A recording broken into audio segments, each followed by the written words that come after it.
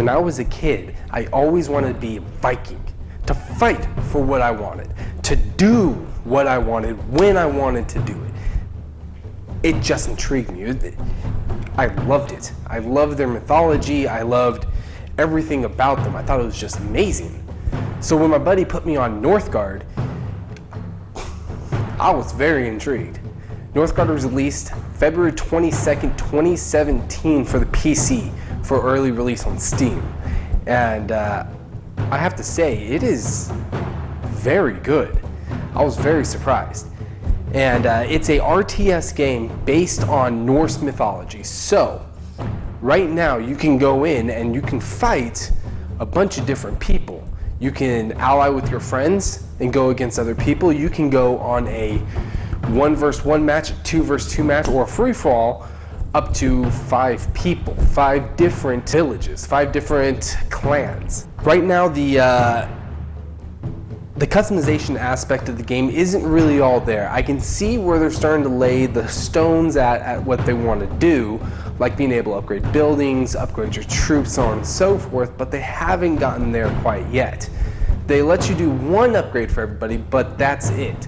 I don't know if they're going to expand on that feature. I don't know if they're going to let it go, if that's all it's going to be. If so, I think that's a little shallow, but I do see where they're going, and if they follow that path, I think it's going to be a really, really good idea. Another aspect of the game I really like is the limited resources.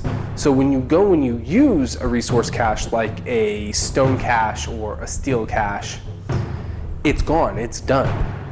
And there's a couple places around that map that have big clusters that when you're playing a big match, everybody's fighting for. So you go in there and you might hold it for a little bit, but next thing you know, somebody else is going to come in and hold it as well. They're going to take it from you, they're going to build up their buildings on it, and they're going to hold it and be able to draw on the resources. And if you don't take it back from them, they're going to have a whole crap ton of those resources. The diplomacy in the game is shallow at best. You become allies or enemies with the other players by trading to them. But just because you're their ally doesn't mean that you're safe. In fact, they can attack you. You can be the best friends. You can have the blue smiley face or green smiley face or whatever, and for being allies with them or being friendly towards them, and then they come into your area and kill all your troops. And you don't defend against it because you're like, oh wait, hey, they're just coming near my border, it's fine, whatever. You don't pay attention, next thing you know, boom, you have 2-3 tiles gone. And that brings up another aspect. The tile system in the game, I think, is actually brilliant. So to expand your clan, you need to go out and you need to search with your scout to find more land. And each tile you get costs a little bit more food every time. So you really have to start looking into, am I going to expand here? Or am I going to save up the food so I can get through winter? Now, doing those different things really brings out the strategy portion of the game. It's not just a city building RTS, now you have to think about resource management and if I'm going to survive. A unique aspect to this game that I thought was very interesting, and it could be either what makes this game the next big thing or what kills it, is limited population. And with that limited population, you choose what they do. But you can't make a huge giant army of 10,000. You can make an army of 6. So with that, it could either make the game, make it great, make it so much harder, or players are going to hate that aspect and they may never come back.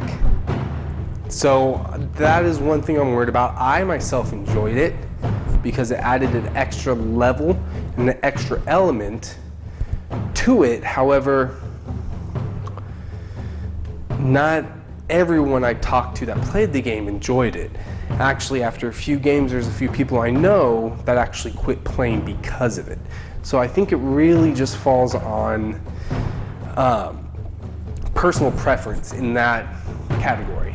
The graphics on this game are actually pretty decent for an RTS game. You can see exactly what you want to see, even if you're running on low settings, but it's not too intensive, so even the average computer can run it on extra settings and ultra settings. So it is pretty cool in that aspect, and I do like where they're going with it. And most games you see some sort of graphical bug, especially this early into alpha, but I have yet to see one. So I'm really hoping that they're able to really skip that rite of passage and get that right and not have to deal with any graphical bugs, because honestly, to me, that's like the worst thing you can possibly do, is have graphical bugs in your game. I almost instantly stop playing. It just drives me absolutely freaking insane. So some of the things that aren't added into the game yet that they want to is all the tribes. Right now they have 5 tribes, and they really want to add more into the game. And on top of that, they also want to add a full-length campaign, which I hope they do, because the gameplay in this game, to me, is very exciting. And I would love to see the story behind it and get more into the realm that this place is built, more into Norse mythology, and why these guys are by themselves fighting for this specific piece of land. I really want to see them dive into that more. Another aspect that they want to do is league play. So right now that they have ranking, the more you play and the more you win, the higher rank you'll go. So they really want to implement more of a league aspect into it, which I think will be cool for those hardcore players. And they want to do more competitions, but that's going to be later into the full release, not now. Right now you can play against everybody and you can rise in your rank, but as far as I know, there is no league play, there is no competitions of any factor.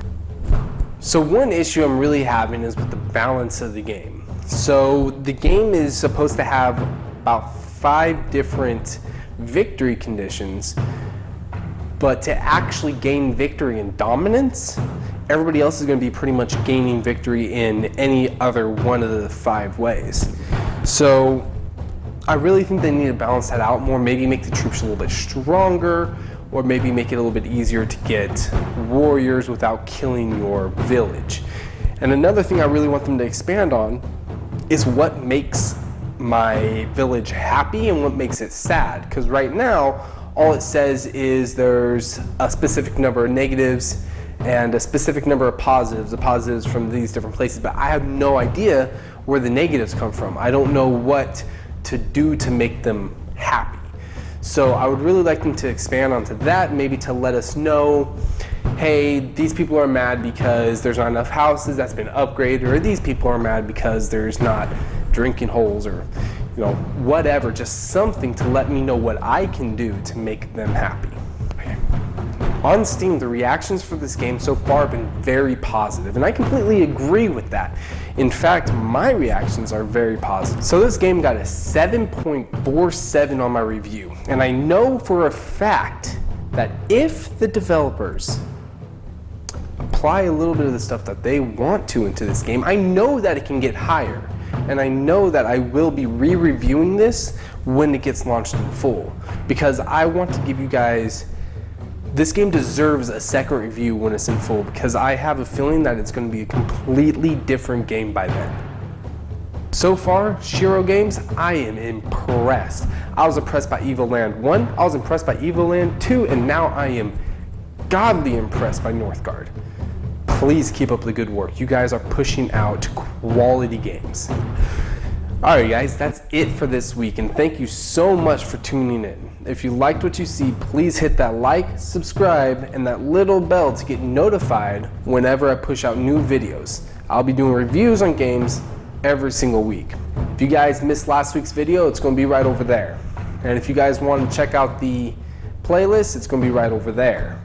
Alright, I hope you guys have a wonderful week in gaming. Stay cool, my friends.